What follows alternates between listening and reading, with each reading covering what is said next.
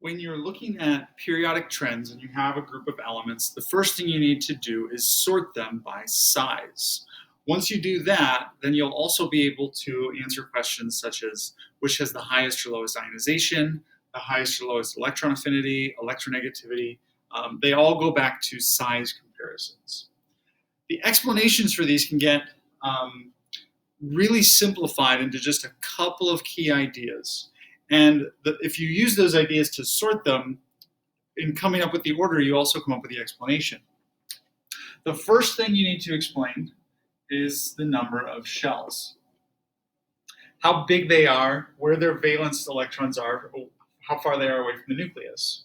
So let's go through and just kind of make a list here. I'm going to make a chart. Phosphorus has 3 shells, and so does phosphide. Okay. Calcium has 4 shells. Positive ions, a little trickier. We lost our 2 valence electrons in that 4th shell for calcium. A calcium positive ion only has 3 shells. And then arsenic has 4 shells. So now we can make some comparisons, and this is something we would need to state. We would need to say calcium and arsenic are larger than the other 3 because you have more shells. That gives you a larger radius. Then we can look at the number of protons. Essentially, we can count these to get our pattern. Really what we're talking about is the effective nuclear charge. So there's a vocab word that we need to know. It's going to be proportional to the number of protons. So we can use the number of protons to rank it, but it's the effective nuclear charge in the nucleus that we say is going to increase or decrease. So phosphorus has 15 protons. We just really want a comparison of which one has more or less. We don't need to state the actual numbers because, again, that effective thing doesn't mean all 15 of those are important, but it'll still be proportional. Calcium has 20, and arsenic has 33. Okay, so now we can make some extra comparisons. The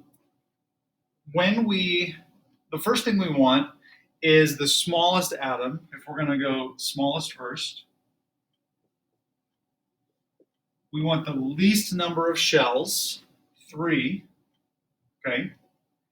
And then we look at the protons with these 3 elements, 15, 15, and 20.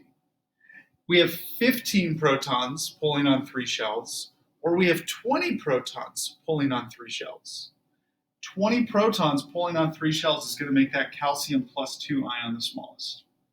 And this is where our explanations come from Coulomb's law.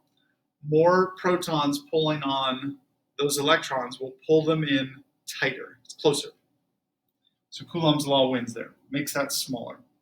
Next, we have both of these. But here you can see we need a third criteria because I don't have anything to differentiate these yet.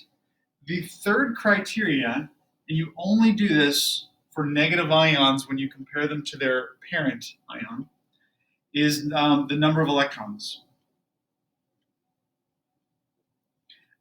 This has more electrons, and you actually don't need the number. It's got 18, this one only has 15. You just need to know that it has more electrons. What we're measuring in the size here is the electron cloud.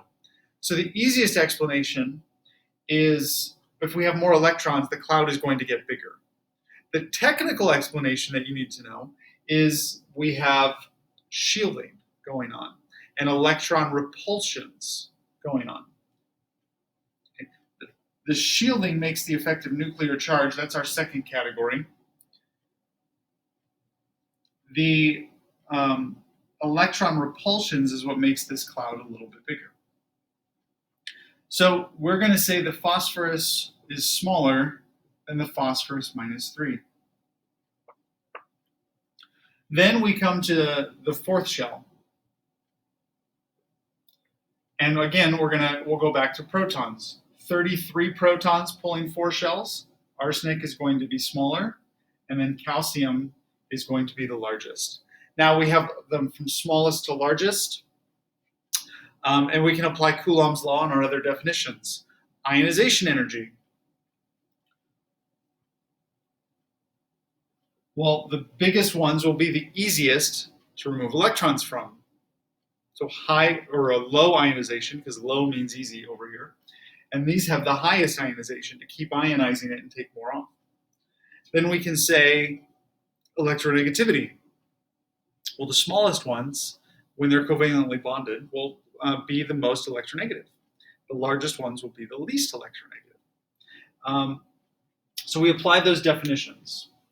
So to recap, the vocab words we want is how many shells do they have? Then we will compare effective nuclear charge.